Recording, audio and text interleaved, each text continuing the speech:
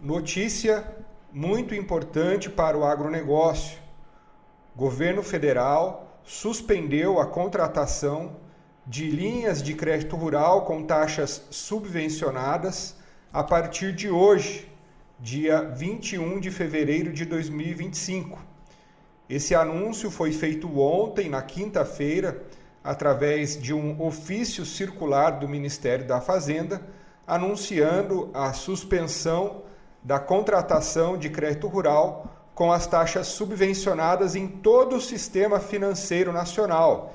E isso compreende tanto os bancos públicos, os bancos privados que repassam as linhas de crédito rural, quanto também as cooperativas de crédito que fazem parte do Sistema Nacional de Crédito Rural.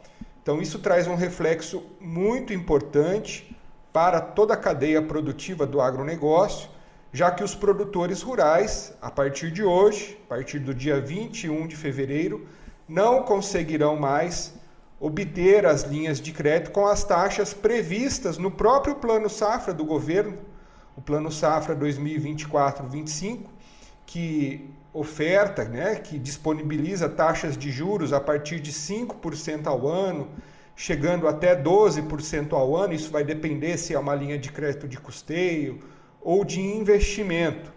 Então, os produtores não conseguirão mais acessar a essas linhas de crédito com taxas subvencionadas. A exceção é para a linha de crédito Pronaf Custeio. Pronaf, que é o produtor da agricultura familiar, que se enquadra nesse programa com um faturamento máximo aí próximo a R$500 mil no ano e que também possui no máximo 4 módulos fiscais como o tamanho da sua propriedade de exploração. Essa é a única exceção que não será suspensa das linhas de crédito do Plano Safra 2024-25 com taxas subvencionadas.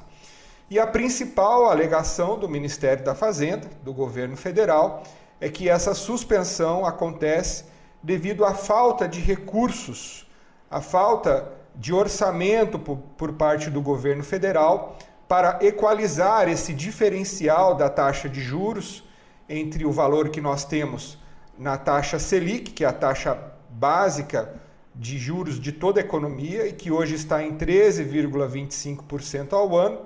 Então, esse próprio aumento da taxa Selic dificulta o orçamento do governo na questão de poder equalizar essa taxa de juros para os bancos que realizam o crédito rural.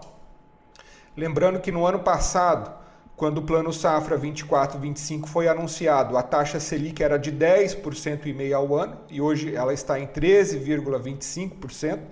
Então, naturalmente, essa ampliação da diferença da taxa básica de juros com as taxas previstas no Plano Safra exige que o governo tenha mais recursos para poder subvencionar as linhas de crédito rural. E como nós sabemos e já temos colocado aqui, inclusive em um artigo recente que nós publicamos no LinkedIn, demonstrando que a relação entre a dívida pública do governo federal e o PIB, o Produto Interno Bruto do Brasil, tem se ampliado.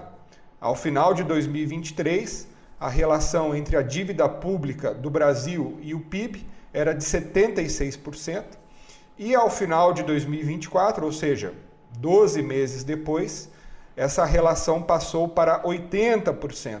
Ou seja, nós temos um governo que tem gastado cada vez mais, que tem ampliado o déficit público. Isso tem gerado uma pressão de inflação. Também outro ponto importante, nós temos um IPCA, que é o Índice Oficial de Inflação, que ultrapassou o teto da meta definido pelo Banco Central. Então, a própria resposta do Banco Central a esse cenário de gastos do governo e de alta da inflação é aumentar a taxa de juros. E a expectativa é que nós cheguemos ao final desse ano, ao final de 2025, com uma taxa Selic acima de 15% ao ano, para justamente impedir esse processo de alta de inflação que é tão nocivo para a economia como um todo. Então essa é uma notícia muito importante que a gente tem que estar atento Isso vai se refletir agora no nosso dia a dia. Nós estamos num momento importante de colheita da safra de grãos, que deve ser uma das maiores safras da história, a safra de soja, e também de plantio do milho segunda safra, do milho safrinha. Então é um momento em que o produtor necessita, a atividade agrícola exige a contratação de crédito, seja para a colheita, seja para o manejo da nova cultura, né, do novo ciclo, a segunda safra, que já está sendo plantada também. E outro ponto importante é que nós já temos em várias regiões, principalmente mais no centro-oeste do Brasil, onde o cronograma de compra de insumos se inicia mais cedo, nós já temos o planejamento de compra de insumos realizadas, essas campanhas realizadas pelas indústrias, pelas revendas de insumos, pelas cooperativas, para a próxima safra, a safra 2025-26, que o Brasil irá plantar a partir do segundo semestre. Então é importante também a gente refletir que provavelmente para a safra 2025-26, nesse contexto inflacionário, nesse contexto de alta de déficit fiscal, a probabilidade é que nós tenhamos ainda menos recursos para financiamento da agricultura brasileira. Isso já foi demonstrado nesse próprio ofício circular que foi divulgado nessa semana também, impedindo a contratação de recursos subvencionados através do Plano Safra. No ano passado, em 2024, a gente já teve esse movimento, né, de queda de 20% dos recursos oficiais para financiamento da agricultura. Em contrapartida, nós tivemos um aumento das operações realizadas com a CPR, a Cédula de Produto Rural, que hoje é o principal título utilizado para financiar o agronegócio brasileiro, que é fomentado através das empresas de insumos, principalmente com as operações de barter, né? Que são as operações de troca de insumos pela produção futura.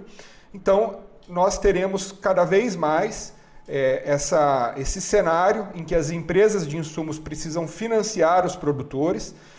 E é importante lembrar, num contexto de maior risco, porque em 2024 nós tivemos uma inadimplência recorde dos produtores rurais com as empresas, com pedidos de renegociações, de alongamentos de prazos, devido ao cenário de menor liquidez. E agora, com essa notícia, com o crédito que será mais restritivo e, consequentemente, as linhas de crédito com taxas livres, elas são mais caras e os produtores terão que se financiar através dessas taxas de juros livres, né, que são praticadas aí não só pelas empresas de insumos, mas também pelos próprios bancos.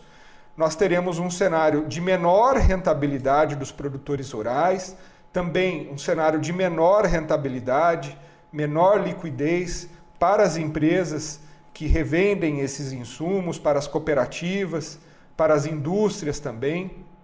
Então é importante a gente se atentar.